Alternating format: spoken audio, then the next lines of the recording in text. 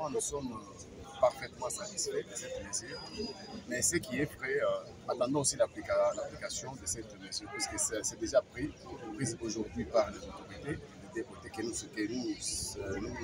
saluons, puisqu'ils se sont sacrifiés. Vous voyez, il y a le ministre national de l'économie, du côté Zambie, qui est venu ici, juste pour ce problème qui a causé vraiment trop de dommages du côté Zambie, qui a créé trop des embouteillages.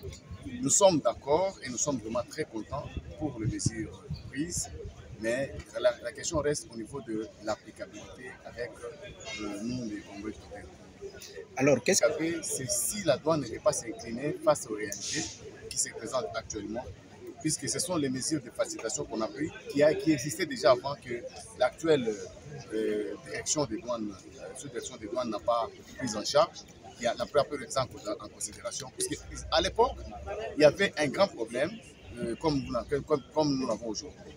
Vous allez comprendre qu'on nous avait donné l'accès. Une déclaration faite par la douane côté Sakanya ou bien Mokambo peut passer à Kasoumalessa, comme de Kasoumalessa de l'autre côté, pour faciliter seulement qu'il n'y ait pas des embouteillages, chose qu'on avait déjà bloquée ici à la douane. Deuxièmement, parmi les propositions que nous allons continuer à faire du côté Congo, qu'on paie la carte d'entrée avant que les camions ne se présentent dans les installations de l'IBES de l'autre côté. Si ces deux éléments peuvent être pris en charge et en considération, je pense que les 500 camions peuvent sortir facilement et ça ne va pas être. Certainement, le gouverneur est vraiment au courant et vraiment informé puisqu'on avait une réunion avant. Et surtout, il y a eu aussi le problème des scellés. Il y a carence des scellés. Vous savez, les camions qui passent en droiture, c'est-à-dire les camions qui ne peuvent pas fréquenter les parkings whisky, qui passent directement. Donc, les documents sont travaillés en préalerte. Ces camions-là n'ont pas le droit de rester dans les parkings. Nous les travaillons bien avant que les camions n'arrivent. Une fois les camions dans les stations de l'IBS, il n'y a que 22 heures, peut-être même 6 heures pour libérer les parkings.